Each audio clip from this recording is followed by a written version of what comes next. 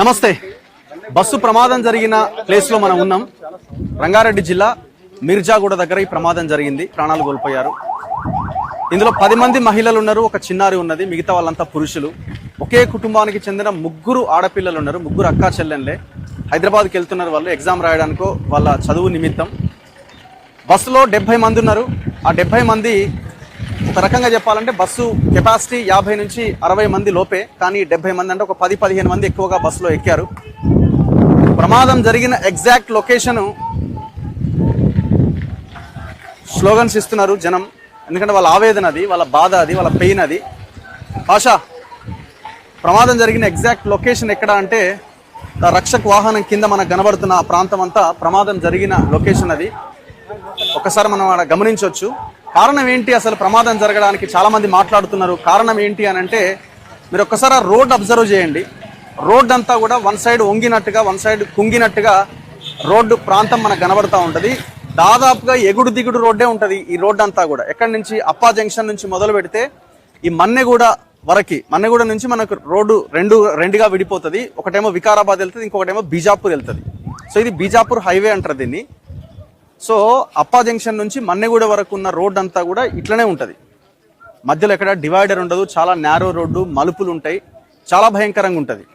అయితే ఇది ఎప్పుడో 2020లోనే ఇది నేషనల్ రహదారి కింద మంజూరైనాయి, డబ్బులు అయినాయి అని అన్నారు. కానీ నేషనల్ గ్రీన్ ట్రిబ్యునల్లో ఎవరో కేసేశారు, ఈ చెట్లను కొట్టేస్తున్నారు. ఎందుకంటే ఇదంతా కూడా కొంత 111 జీవో ప్రాంతం ఉంటుంది.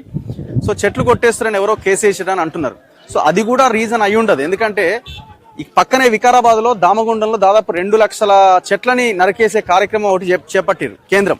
సో దానికి రాష్ట్ర ప్రభుత్వం కూడా సపోర్ట్ చేసింది, ముఖ్యమంత్రి రేవంత్ రెడ్డి కూడా పాల్గొన్నాడు. మరి అది ఎందుకు ఆగలే? నేషనల్ గ్రీన్ ట్రిబ్యునల్ ఎందుకు కేసేయాలి?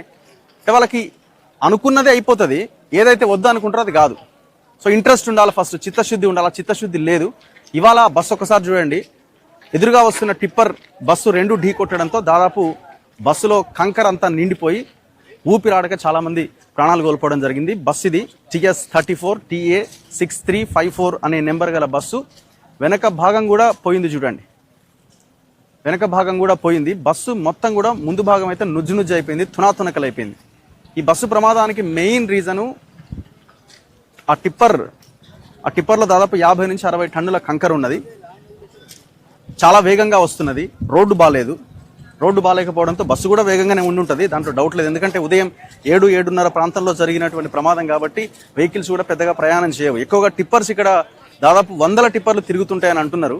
స్కూల్కి వెళ్ళే పిల్లలకైతే చాలా ఇబ్బంది. పేరెంట్స్ కూడా అదే ఆవేదన వ్యక్తం చేస్తున్నారు. ఇక్కడ జనం ఎట్లున్నారంటే లీడర్లు ఎవడన్నా వస్తే తన్ని బట్ట లేకుండా తన్ని పంపించినట్టున్నారు. ఇప్పుడు కాలయాద ఇంత ముందుకు వస్తే ఇదే కంకర తీసుకొని కొడతాం, ఇన్ని నుంచి వెళ్ళిపో అని చెప్తే వెళ్ళిపోయింది. టోటల్గా ఇక్కడ ఉన్న రాజకీయ నాయకులు దాదాపు 30-40 సంవత్సరాలుగా ఇక్కడ రాజకీయం చేస్తున్న పొలిటికల్ లీడర్లు చేసిన హత్య కిందనే దీన్ని భావించాలని నన్ను అడిగితే. ఎందుకంటే మీరు బెంగళూరు హైవే చూడండి, విజయవాడ హైవే చూడండి, అన్ని హైవేలు బాగానే ఉన్నాయి. మరి ఈ హైవేకి ఏమైంది? ఒకసారి ఆలోచించండి. ఈ హైవే పనులు ఎందుకు పూర్తయితలేవు? పెద్ద పెద్ద లీడర్లు ఉన్నారు ఇక్కడ. సబితా ఇంద్రారెడ్డి, పట్నం మహేందర్ రెడ్డి, కొండా విశ్వేశ్వర్ రెడ్డి, చాలా తోపు లీడర్లు ఉన్నారు. మరి లీడర్లు అంతా ఏం చేస్తున్నారు? రంజిత్ రెడ్డి మాజీ ఎంపీ, ఇప్పుడు ఆయన కాంగ్రెస్లో ఉన్నాడు. బస్సు చూడండి ఒకసారి, ఎంత దారుణంగా భయంకరమైన ప్రమాదం. స్టీరింగ్ దగ్గర ఉన్న అసలు ఆ స్టీరింగే కనబడట్లేదు. బస్సు డ్రైవర్ చచ్చిపోయిండు, టిప్పర్ డ్రైవర్ చచ్చిపోయిండు. ఇందులో ఉన్న ప్రయాణికులు దాదాపు 20 మంది చచ్చిపోయారు. అసలు జరిగింది ఏంటి అంటే, ఇంత ప్రమాదం తీవ్రత ఎందుకు ఇంత తీవ్రంగా ఉందంటే దాంట్లో కంకర ఎక్కువగా 50-60 టన్నుల కంకర ఉండడం, టిప్పరు బస్సు ఎదురెదురుగా ఢీ కొట్టడంతో ఆ వెనకాల ఆ టిప్పర్లో ఉన్న కంకర అంతా వచ్చి బస్సు లోపలికి వెళ్ళిపోయింది. అద్దాలను పగలగొట్టుకుంటూ చీల్చుకుంటూ ఆ బస్సు లోపలికి వెళ్ళిపోయింది. దాదాపు హాఫ్ ఆఫ్ ద బాడీ అంతా కూడా కంకరలో మునిగిపోయింది, చాలా మంది బాడీ. దీంతో జరిగినటువంటి ప్రమాదం ఇది. ఒకసారి బస్సు దృశ్యాలు చూస్తే మనకి క్లారిటీ వస్తుంది. బస్సు యాక్సిడెంట్ ఏమో రోడ్డు మీద జరిగింది. జేసీబీతో కొంత పక్కకు నెట్టి బస్సుని పక్కకు పెట్టే ప్రయత్నం చేశారు. ఆ దూరంలో కనిపిస్తున్నది టిప్పరు. ఆ టిప్పర్ ఎదురు అంటే ముందు ప్రాంతం కూడా పూర్తిగా నుజ్జయింది.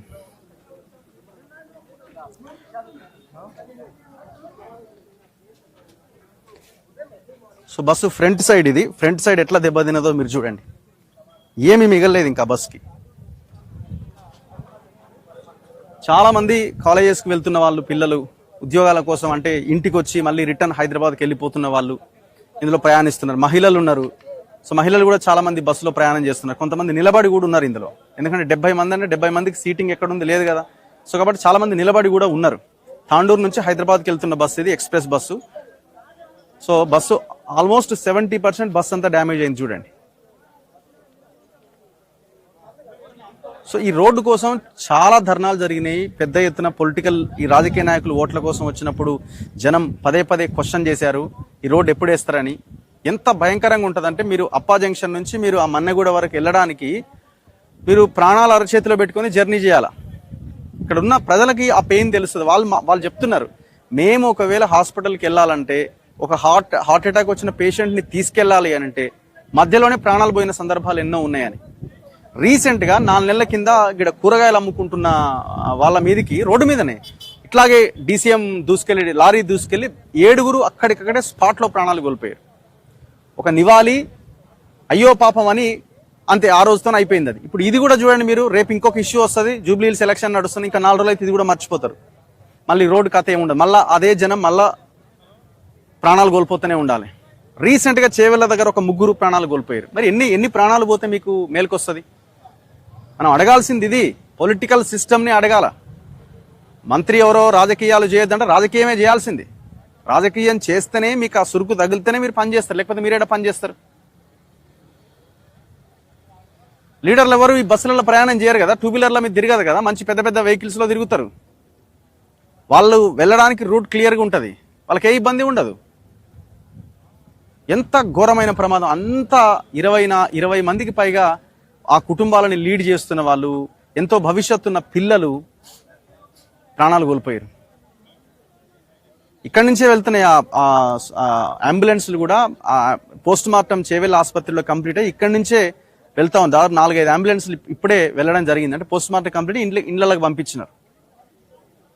సో తక్షణమే ఈ రోడ్డు దృష్టి పెట్టాలి, ఈ రోడ్డు మీద దృష్టి పెట్టాలి. RRR రోడ్డు ఆగుతున్నదా? అవసరం లేనిది, ఇప్పటికిప్పుడు అవసరం లేని RRR మీద రైతుల భూములు గుంజుకొని మీరు RRR వేస్తున్నారు కదా. హ్యామ్ రోడ్ల గురించి మాట్లాడుతున్నారు కదా. మరి ఈ రోడ్డు ఏం పాపం చేసింది? ఎంతమంది చచ్చిపోవాలా? అంటే ఇక్కడ ఉన్న రాజకీయ నాయకత్వం, పొలిటికల్ లీడర్లంతా కూడా చేతగాని దద్దమ్మలుగా ఉండి పని చేయట్లేదు కాబట్టి ఈ రోడ్డు ఆగుతున్నది. సో లీడర్ల మీద ఒత్తిడి తీసుకురండి, ఖచ్చితంగా రోడ్డు అది అయి తీరుతుంది. సో ప్రజలు కూడా ఆ దిశగా పోరాటాలను నిర్మించాల్సిన అవసరం ఉన్నది. కెమెరామెన్ పాషాతో రఘు,